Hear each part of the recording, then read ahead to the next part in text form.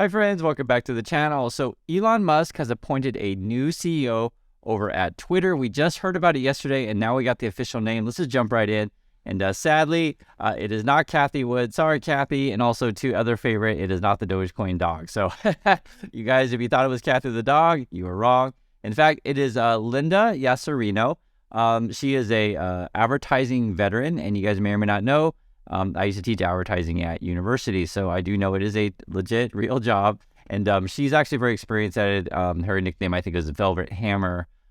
One of the things, though, that a lot of people kind of been saying, and I tend to agree with, is that she's going to come in and essentially Elon's still going to run the company, but yes, she'll probably be in charge of advertising. I think one of the fundamental problems, though, is that you have a bad product, to be perfectly frank, and you got to figure out, okay, how can you get advertisers to come back? I was looking at the official tweets out of, Elon. You can see here, I'm excited to welcome Linda Yasserino as the new CEO of Twitter. This is just 4 hours ago. Linda will focus primarily on business operations while I focus on product design and new technology.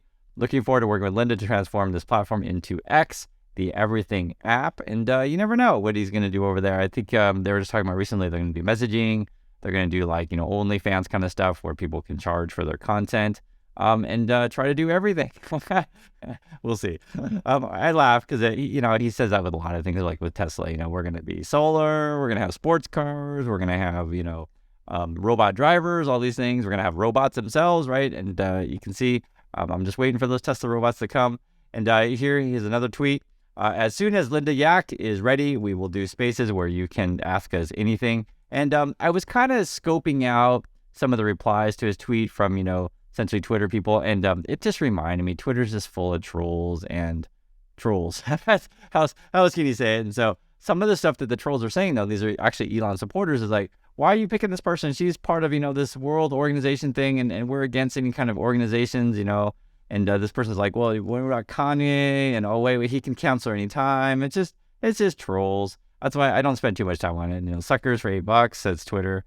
It's funny. And there was other articles as well. I'm just sharing with you guys. So yes, she's over at NBC Universal. She's got a great reputation. But if you have a product, and for those of you guys who don't understand, and I understand that some people out there who love Elon Musk, they think everything is a genius. And here's a real thing. Like someone just wrote a comment on our channel was saying that they've logged into Twitter and seen inappropriate things with children. And for example, if you have that kind of content on the platform, advertisers don't want to be associated with that, right? Any number of things are be it violence, be it bullying, any number of things wouldn't necessarily be something that advertisers want to be next to, right? So that's your challenge, is how can you get content to be, more effective? If you do in fact have, the goods. So let's just say, for example, you work at, we'll use the example of you're running the Olympics and you're at NBC, and everyone wants to advertise, the Olympics because they think ratings are going to be high. Then you can essentially, dictate price, that kind of thing.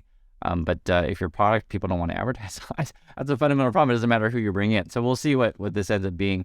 Evidently, though, the structure that he's done before, the liken to SpaceX, and this is a quote from over at SpaceX, kind of interesting. This is coming from well, I think that's how you say her name. So it's the president of SpaceX, and she's talking about Elon. She's saying, there's no question that Elon is very aggressive on his timelines, but frankly, that drives us to do things better and faster. All the time and all the money in the world does not yield the best solution. And so putting that pressure on the team to move quickly is really important. And so that's essentially the leadership style, right? Just I'm going to, get you guys to work hard, fast, 24 hours, 24/7 all the time, and just jump right in. So, I didn't see any disclosure on what Linda is being paid. I'd be curious what that is. And I'd be curious your thoughts. Like, what would you need to pay someone to do it? And if they're paying her, well, let's say for example, I don't know what it is, but let's just say, for example, they're paying her $20 million or whatever, or maybe they're giving him a bunch of stock options or something of this nature.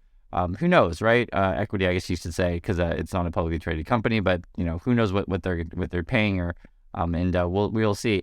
I think one of the challenges that the media landscape is changing. It's always changing. Like, for example, I'm just saying, maybe people are, going to lose interest in Twitter and just like, hey, I'm going to buy that new Apple headset. It's a real thing. $3,000, going to have a, battery pack thing. Or this is also a true story. Goldman Sachs, look at this. Goldman Sachs created an AI-powered social media startup for corporate use. So even Goldman Sachs is getting involved in social media, but this is like an internal thing, and they're using AI, and this is something that people are always into. What's the next big thing? Could it be blue sky? So you guys may or not know, and this is actually really funny.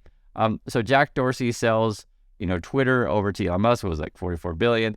And for whatever reason, I guess there wasn't anything in the sale / contract that said that he couldn't start up his own social media company to compete. So, his new company is competing directly with Twitter, and that's kind of, you would think that would be in the contract. And I think this is a major blunder. You guys understand this, right? It's kind of like, okay, just for example, what if Elon Musk sold Tesla to someone else, and there's nothing that stipulated that Elon Musk couldn't just go make a new, car company? Do you guys see what I'm saying? So this idea that Jack Dorsey can just go make a new Twitter basically is a major blunder. And I understand if you're an Elon Musk pumper, if Elon Musk, buys Twitter, he's a hero. And if Elon Musk sells Twitter, he's a hero. And I get that. But I'm just sharing an opinion. I think that's a real blunder to let Jack Dorsey do this. Essentially, he's free to do it because there's nothing stopping him from doing it illegally. So Blue Sky, though, isn't going to be exactly Twitter. This is actually a quote. I was looking at the Blue Sky website coming from Jack Dorsey, and this is just from them. So it says here, Blue Sky project began with a tweet by Jack Dorsey announcing Twitter's intentions to fund the development of an open protocol to decentralize social media. Many people DM'd the new Blue Sky Twitter account to learn more, including Golda and myself. Twitter brought about a dozen of us together in the Matrix chat room. And then that was the beginning of the initial discussions of what Blue Sky should be. And this is a quote from Jack directly. The biggest and long-term goal is to build a durable and open protocol for public conversation that is not owned by any one organization, but contributed by as many as possible, and that is born and evolved on the internet with the same principles, right? So, I actually requested for access, so I haven't used it myself, but I was just kind of reading about it. And one of the big things, there's a couple when you talk about this stuff, is, who's reading your stuff, and is your stuff being read by other people? And one of the big issues is how do you handle content moderation? And you can think about content moderation in any number of ways. So, I get it. For people who love Elon, they think, oh, it's all about free speech all day, every day. Okay, fine. So even if you live in that world that you can write anything and everything you want and post whatever picture you want, you still need a way to how is your timeline organized, right? So, for example, you guys know this, oftentimes when you log into whatever your favorite social media app, you may have, for example, say, 10,000 friends or whatever. But you may only see posts from certain kind of friends because the algorithm is only showing you certain things. Also, too, another simple example is I do YouTube every day. And sometimes people actually tell me, this is real, that they try to search for my video, but nothing comes up. So I thought that was kind of interesting. And my wife and I always have this discussion, like, I always wonder what's going on with the algorithm. If how can I say, if people are only being promoted if you pay YouTube to do that. So that's something that YouTube's been really, really aggressive on, is getting people to pay. This was a description of sort of like Blue Sky and their concerns. One way to do the algorithm is, instead of a current model, is just hire low-paid workers from the Philippines. I'm just making stuff up. And then the other thing is, too, is you can have essentially kind of Blue Sky's kind of veer in that way, is sort of have a community moderation.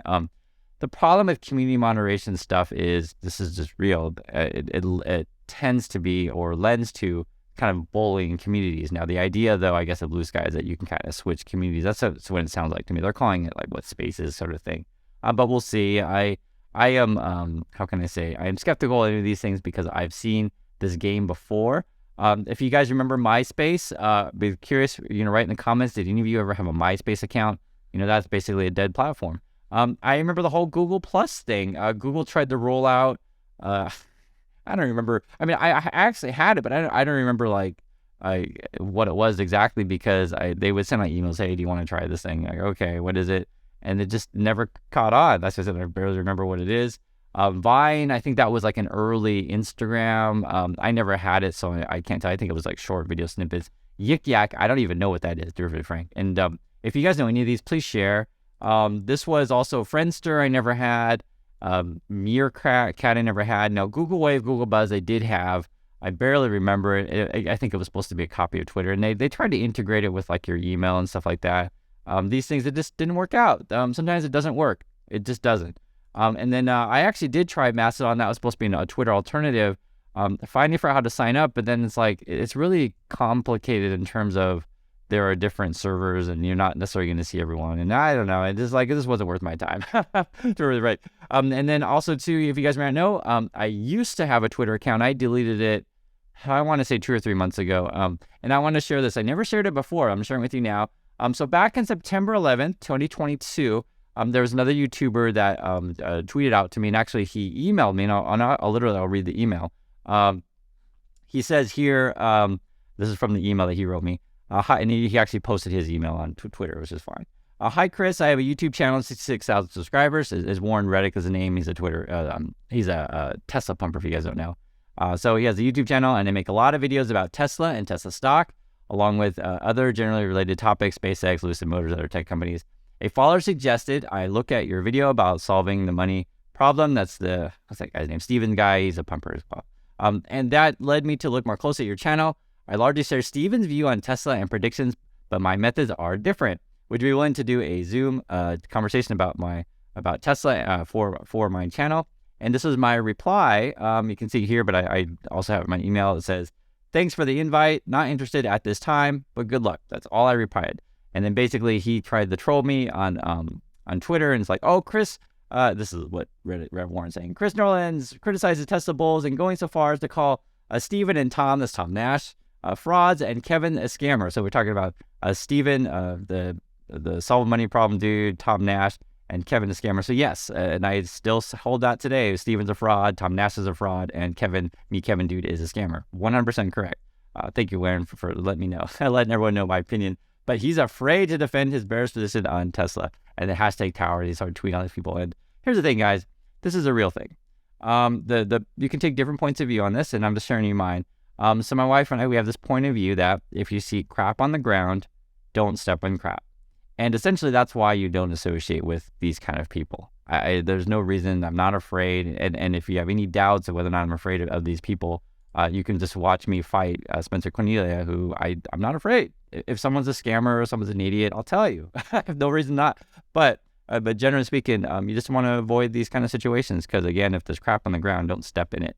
And the time that this guy tweeted me out, this Warren dude, this was here, and Tesla was trading. This is back in September 2022, and it's down like 45% from the point that he tweeted that I'm an idiot and I don't know what I'm talking about and stuff like that. So history certainly serves that I was correct. It's not hard to see. I could literally see with my own eyes. You guys can see here too. And the same with the Spencer dude. I was correct. The dude's a total scammer. You can see he's selling these scamming classes. And it's kind of funny. He is. I'm not making it up. It's all right here. You can create financial freedom. It's all the same crap that you see at other channels. He even does too. This is Spencer now, using like Tom Brady quotes or John Hughes. And it's funny because the way that it's written, it tries to give the appearance that Tom Brady is endorsing Spencer. Like, come on, Tom Brady's not going to endorse Spencer. It's just what it is that you're using a famous quote of Tom Brady, but putting it on the website to sell your $300 course. Yeah, it's pretty shady. And this is the world that we live in, right? People just believe what they want. And I try my best just to tell you the reality of things. Like, for example, this is real. Tesla is recalling virtually every car it has sold in China. It's a real thing. 1.1 million cars are being recalled. And I think it's like a breaking issue or something like that. And, I always appreciate you guys hanging out on this channel. We try to have real conversations about these things. I give you my honest opinion and also show you tons of facts best to our ability. And the fact is they hired a new CEO over at Twitter. We'll see how it goes. And I pretty frank, I do find it to be really, really entertaining and interesting. Twitter lives or dies. Like, honestly, I care less. Mostly because I'm not on the platform anymore. But in terms of entertainment, 100%, it is very interesting and entertaining to see like how long it can actually last. And can he pull it around? I personally think there's lots of other choices out there to do with your time. You guys know this. I'm on YouTube all the time. I think it's a better platform myself. If you want to do your Facebook, you can do that stuff as well. You can do your TikTok or whatever, right? You guys know these things. There are other choices out there. And I think that Blue Sky thing over at Jack Dorsey may be a real big challenge for them. You also have Reddit, which, is a different platform than Twitter. I mean, there's all these choices out there. So there's no guarantee that Twitter will survive. But I get it, right? People who love Elon Musk, whatever, they think everything he's going to do is fantastic. But I just ask you, where's that Tesla robot and where's your FSD? That's it. So thanks again for watching, everyone. And I'll catch you next video.